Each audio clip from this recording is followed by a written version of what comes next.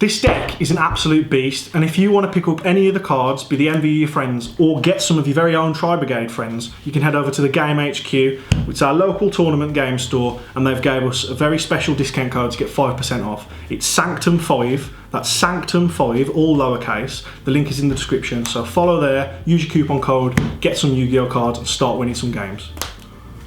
Alright, so we'll start off with the Tribrigades. So we of course run 3 Fractal, this needs no explanation, 3 Nerval again. We run 3 of the new kit. Kit's brilliant because she's essentially whichever one you want, and there's some pretty cool combos you can do, which I'll get to at the end, if you run certain cards to sort of facilitate her, so she's really good. She just also helps you just like chonk up your grave for bigger players. And then we run 2 Keras. It's always 2 or 3. I've noticed I prefer 2, I did play 3 for a while. I think it's just way too cloggy. You only really want to see it as sort of contingency if your main players get stopped. But even then, like, it's not that great because it just means you sort of end on a sort of subpar board. But yeah, it's fine, like you kind of have to run it, but it's not great.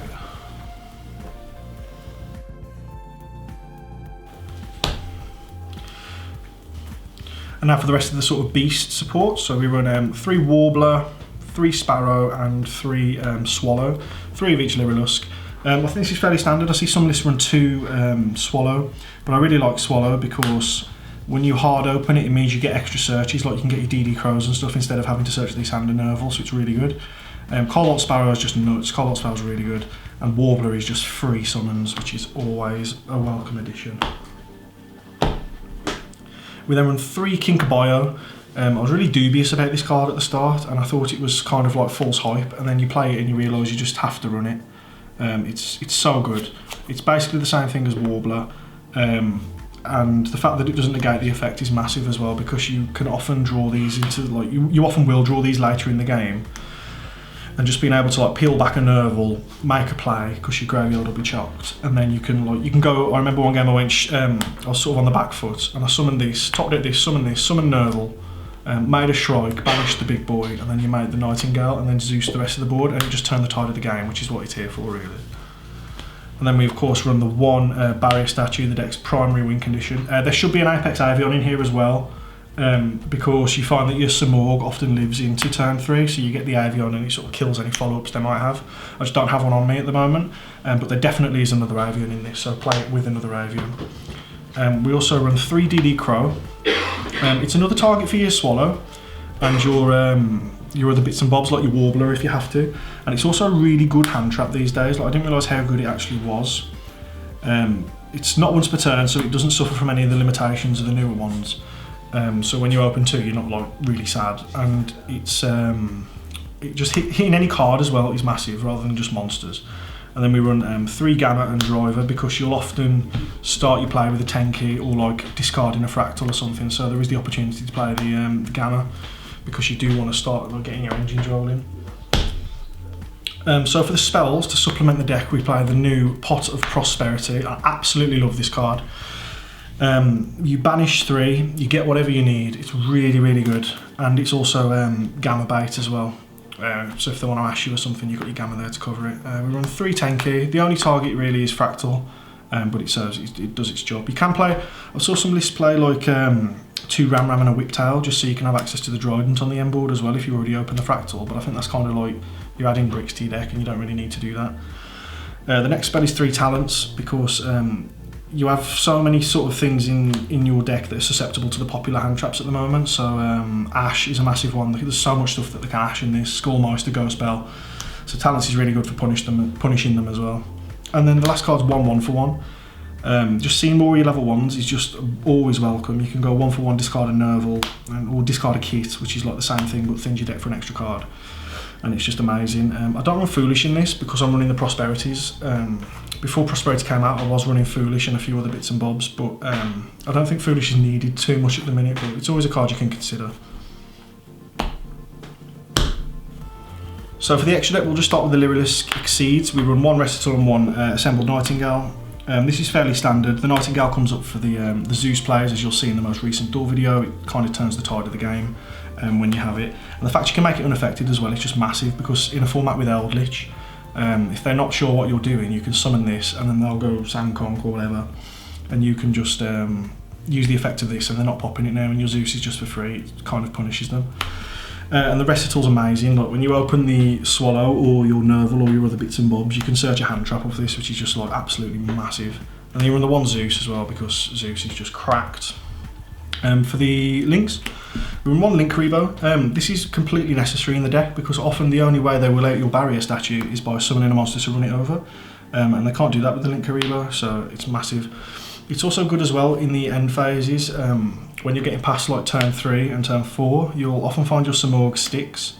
So it's a nice way to kind of trigger Nervals, which you can bring off your Samorgs and just get free searches and extra Link bodies. We then run 2 Ferrigit.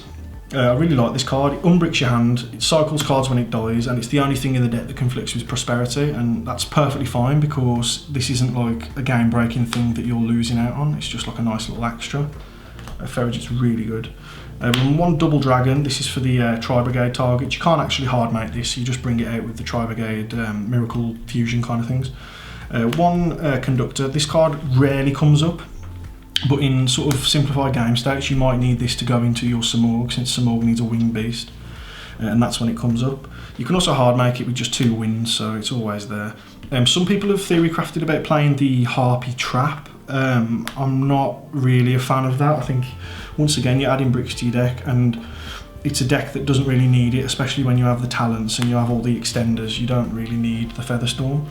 One Darumidol. Not a lot of decks are playing this from what I've seen. I know the most recent 2 on the Remote Duel Extravaganza, who both got second place, weren't playing this.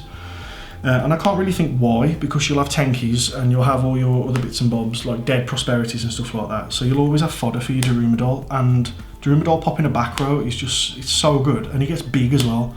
Like you'll often find you'll have a full field and he goes up to like 21s and 22s, and that little bit of damage can often be like the bit you need. And you can also hard make him as well, because he's the same as the Tri-Brigades, where he just needs Beast, Beast Warrior or Winged Beast monsters. Your Samorg, main card of the deck, that's why you win games. Rugal, I'm not a fan of Rugal, but you do have to play it. Its graveyard effect is Pants, its main effect is okay when you already have a Charade on the board, and even then, you know, you're probably in a winning position with that board state anyway, so it's kind of unnecessary, but it does come up sometimes. We run double Charade. This card's actually bonkers. I love this card. It's my favourite card in the deck. Non-targeting banish on summon or when anything else is summoned is mad, and getting back cards when it dies is just amazing. When we get the new Tri-Brigade Link 2, the one that searches the traps, I'm going to play 3 of this, simply because the trap will often mean you make another Charade. So you can easily go through 2 in the first, say, 5 turns. So if you've got the trap as your sort of contingency, or your sort of like last card, you'll need the other Charade, and you get back 4 Tri-Brigades. They all go to your grave. You summon him, you banish a card, and you set up for the next few turns. So it like really punishes your opponent when they just manage to gain parity in the game. We run one Appaloosa. You can bring this out in the combo, which you'll see at the end.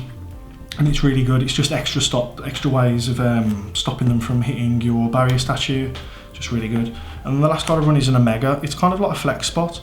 There are other suggestions, but I like the Omega simply because we're running talents, we're running Gamma. So when they Gamma when they Ash or something your Tenki, you have a way to get the Gammas off the board, which you wouldn't always have. And they can sort of like clog up your field, because you can only use Beast Warriors as link materials after you've gone too far into the combo. So being able to just get this off the board, rip another card is just amazing. And you have talents as well. So I remember a game where they've tried to Ash me. I think they Ashed something really inconsequential. I've talents took a card, and then later in the combo you Omega took a card, and it's like they've now got to break your barrier statue board, which is protected with a double Dragon Lord, Appaloosa and a Link Karibo with 3 cards, and it's just like not going to happen. So yeah.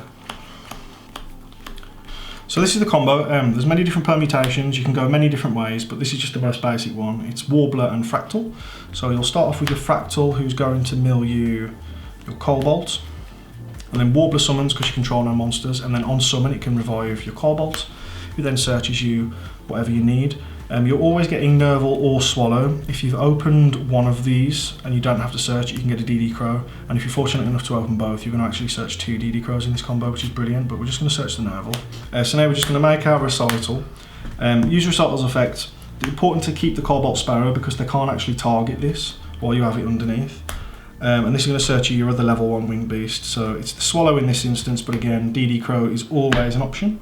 And then since you control a winged beast, you can drop your Swallow and your Nerval, which is very nice. We can now use Nerval's effect. We'll banish these two. And we're going to get ourselves a Feligit.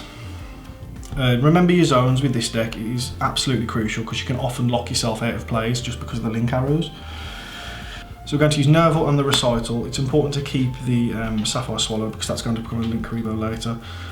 And I'm just going to make a Conductor here just because it's a bit weird, but like you just want to get this in the grave to search, and this is just going to turn into link food.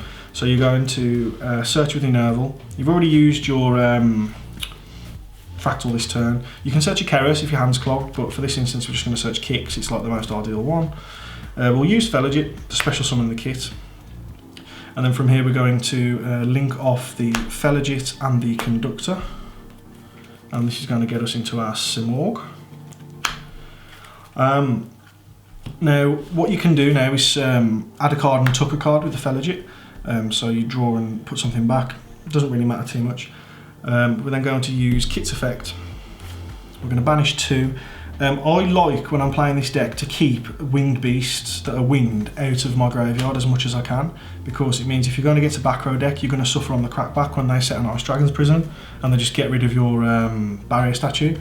But I don't know if that's entirely possible with just this, but it doesn't matter too much because now we're going to use Kit.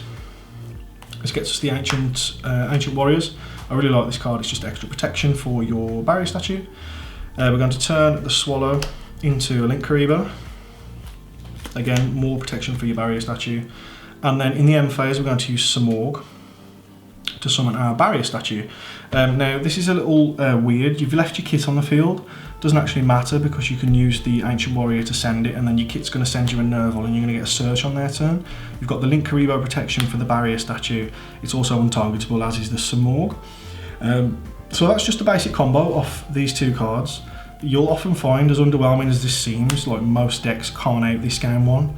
And then game 2, you'll be drawing with your Feligits, you'll be going cycling through your cards with Prosperity, you'll have a couple of back row.